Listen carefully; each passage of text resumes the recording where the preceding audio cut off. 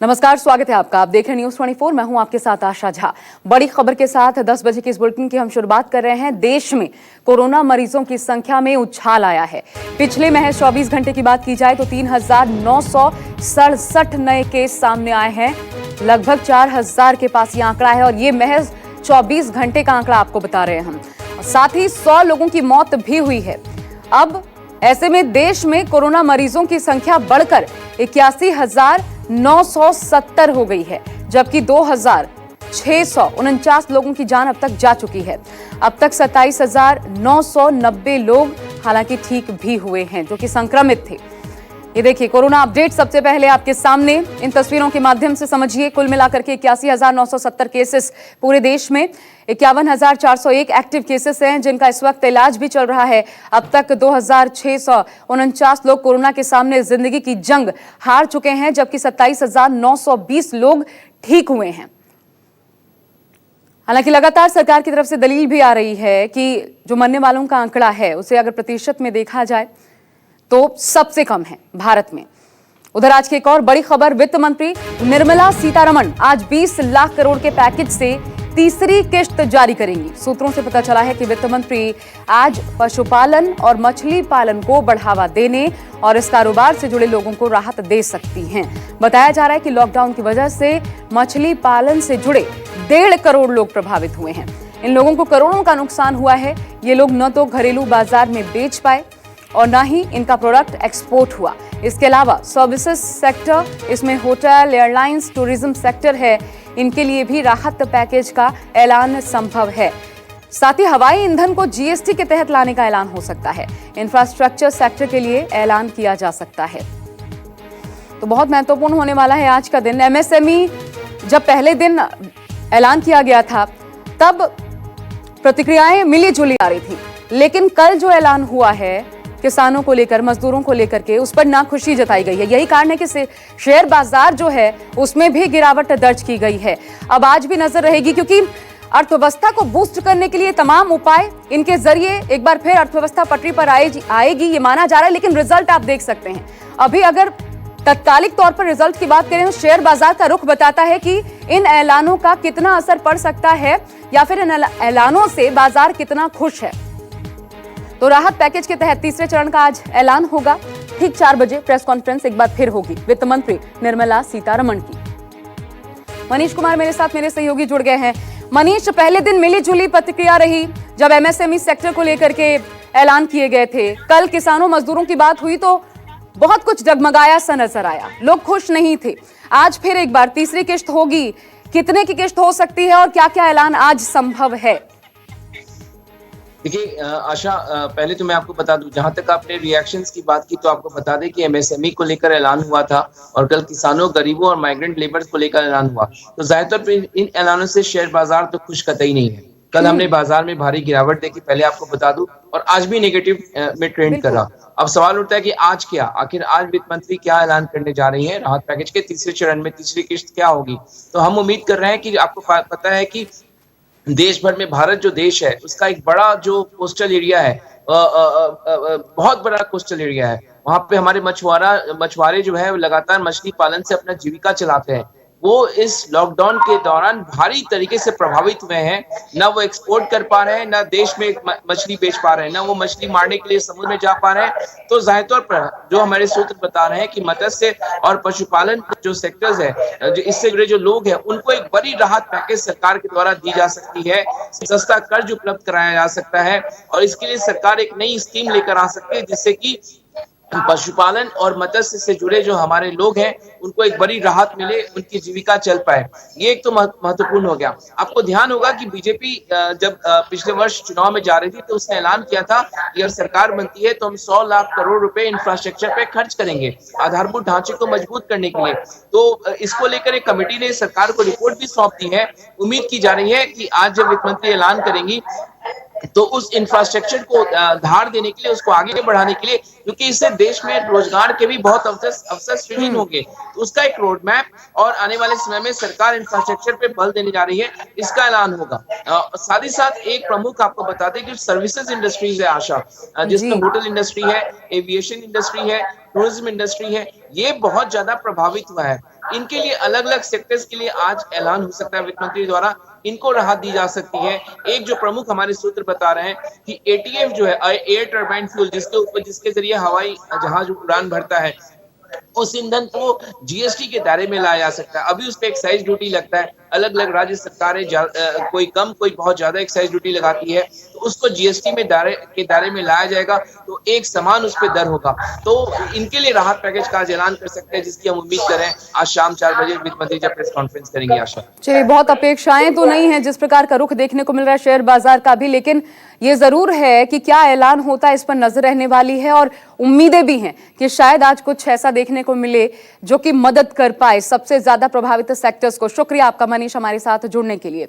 बढ़ते हैं आगे। लॉकडाउन 4 को लेकर सुझाव देने के प्रधानमंत्री मोदी की जो डेडलाइन उन्होंने दी थी, वो डेडलाइन आज खत्म हो रही है। प्रधानमंत्री मोदी ने सभी राज्यों से लॉकडाउन को बढ़ाने के तरीके को लेकर सुझाव मांगे थे।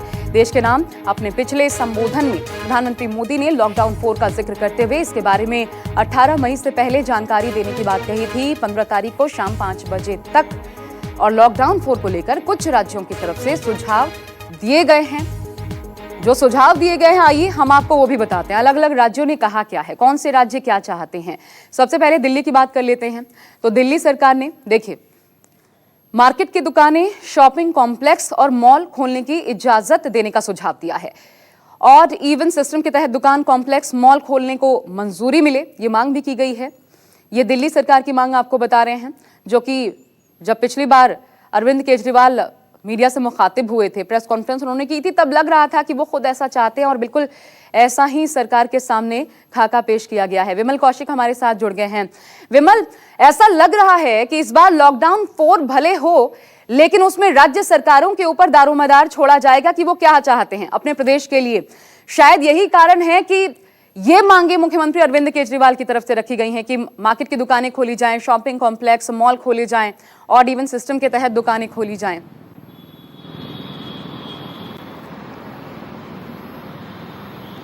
जी बिल्कुल, देखिए, लॉकडाउन 4 की जिस तरह से प्रधानमंत्री ने कह दिया था कि लॉकडाउन 4 में कुछ और रियायतें दी जा सकती हैं, कुछ नए रंग रूप में होगा, उसको लेकर राज्य सरकार से सुझाव भी मांगे गए हैं। दिल्ली की, अगर देश की राजधानी दिल्ली की बात करें तो दिल्ली सरकार ने मार्केट प्लेसेस, मॉल्स को खोलने के लिए भी एक सुझाव दिया, लेकिन इसमें सरकार खुद ही पशुपेश में है कि आखिर अगर मॉल्स खोले जाते हैं, वहां पर तमाम इंतजाम भी होते हैं, तो आएंगे कौन लोग? अगर लोग आएंगे तो इसका मतलब लॉकडाउन का मतलब क्या रह जाता है? अगर लोग यहाँ पर मॉल्स में आने लगे, शॉपिंग होने लगी, मार्केट प्लेसेस खुल गए, वहां पर लोगों की आवाजाही हो गई, तो फिर लॉकडाउन का मतलब क्या रह जाता है? इसको लेकर बड़ी कसरत सरकार को भी करनी पड़ेगी और तमाम मार्केट एसोसिएशन को भी।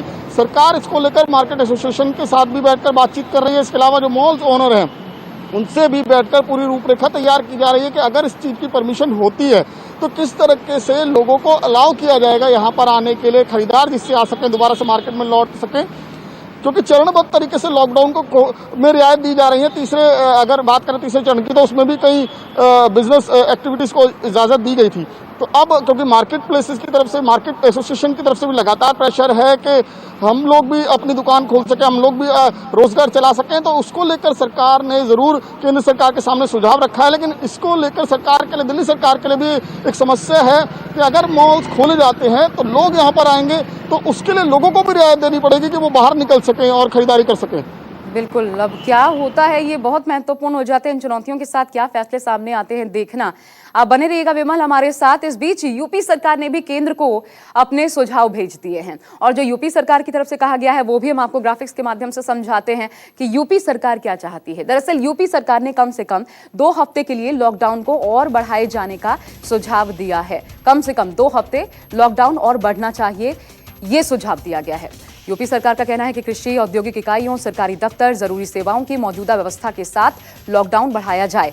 साथ ही उद्योगों और सरकारी दफ्तरों में सीमित संख्या में स्टाफ के साथ मौजूदा व्यवस्था के साथ काम पर जोर देते हुए लॉकडाउन बढ़ाने का सुझाव भी दिया गया है। मानस श्रीवास्तव हमारे साथ जुड़ गए हैं लखनऊ से।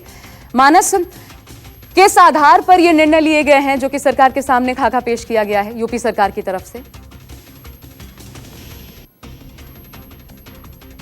जब प्रधानमंत्री से वीडियो कॉन्फ्रेंसिंग थी उस दिन भी ये मत था कि चूंकि उत्तर प्रदेश में 23 करोड़ की आबादी है, 75 जिले हैं और जो संक्रमण 45 जिलों तक सीमित था वो बढ़ते बढ़ते 75 जिलों तक यानी पूरे उत्तर प्रदेश में फैल चुका है।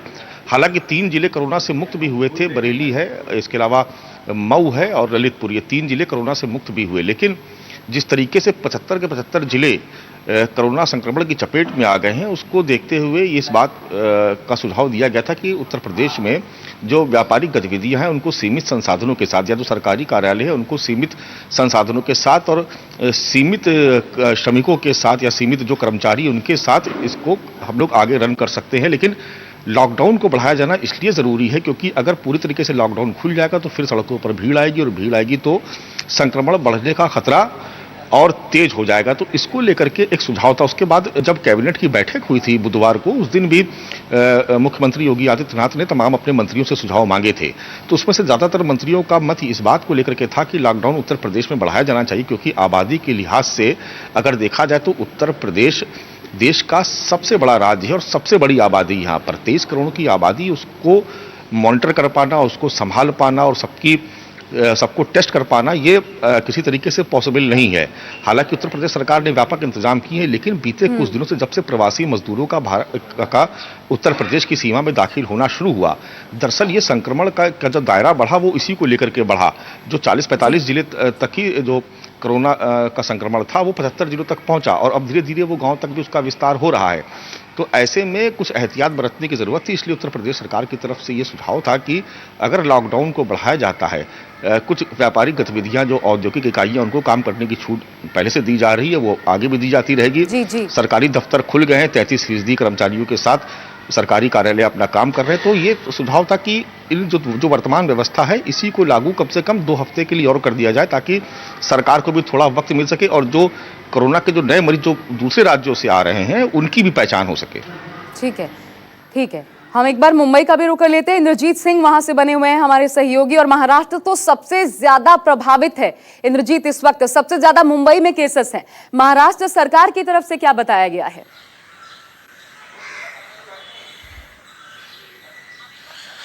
जी बिल्कुल, महाराष्ट्र सरकार की कल कैबिनेट की बैठक भी हुई थी वरिष्ठ मंत्रियों की, और उसमें एक चर्चा की गई और बताया जा रहा है कि महाराष्ट्र सरकार चाहती है कि 31 तारीख तक लॉकडाउन बढ़े और इस दौरान जो औद्योगिक इकाइयां हैं वो भी खुली रहें। तो उसके लिए 2-3 पॉइंट महाराष्ट्र सरकार ने रखे हैं, जैसे कि जो रेड जोन में जो औद्योगिक इकाइयां हैं उनको अभी फिलहाल नहीं खोलने पर विचार किया जा रहा है। इसके अलावा जो ऑरेंज और ग्रीन जोन में औद्योगिक इकाइयां हैं उनको खोलने का विचार चल रहा है। अगर एमआईडीसी के आंकड़े की बात करें तो एमआईडीसी ने एक आंकड़ा दिया है कि करीब महाराष्ट्र में 36,000 से ज्यादा इकाइयां शुरू हो चुकी हैं और 10 लाख जो मजदूर हैं वो काम पर लौट चुके हैं। हालांकि महाराष्ट्र सरकार को एक डर ये भी सता रहा है कि इस समय एक अनुमान लगाया जा रहा है कि करीब 15 लाख मजदूर कम है, प्रवासी मजदूर जो गांव चले गए हैं वो नहीं लौटेंगे, तो करीब 15 लाख मजदूरों की कमी हो सकती है। इसको लेकर चर्चा हो रही है, क्योंकि एमआईडीसी में अभी तक जो सेल्फ रजिस्ट्रेशन कराया लोगों ने, करीब 64,000 से ज्यादा लोगों ने अपनी कंपनियां फिर से शुरू करने के लिए रजिस्ट्रेशन कराया। तो सरकार का दोनों तरफ जोर है कि एक तरफ तो किस तरह से जो कोरोना पॉजिटिव केसेस लगातार बढ़ रहे हैं उसको कैसे कम किया जाए, और दूसरी तरफ से कैसे औद्योगिक इकाइयों को भी शुरू किया जाए। और सरकार एक मांग और भी रख सकती है कि जो आवश्यक सेवाओं के लिए लोगों को लोकल ट्रेनें चलाई जाए, इसके लिए भी एक मांग रख सकती है कि कुछ लोकल ट्रेनें आवश्यक सेवाओं के लिए चलाई जाए। तो अभी तक सरकार इस लेवल पर अभी कल ये निर्णय होगा कि लॉकडाउन बढ़ाया जाए या नहीं बढ़ाया जाए। महाराष्ट्र सरकार कल हो सकता है कि घोषणा कर दे कि लॉकडाउन बढ़ाया जाए या नहीं बढ़ाया जाए, लेकिन ज्यादातर जो उम्मीद है, ज्यादातर जो लोगों ने पक्ष रखा है 31 तक लॉकडाउन बढ़ाने का पक्ष रखा है। ठीक है।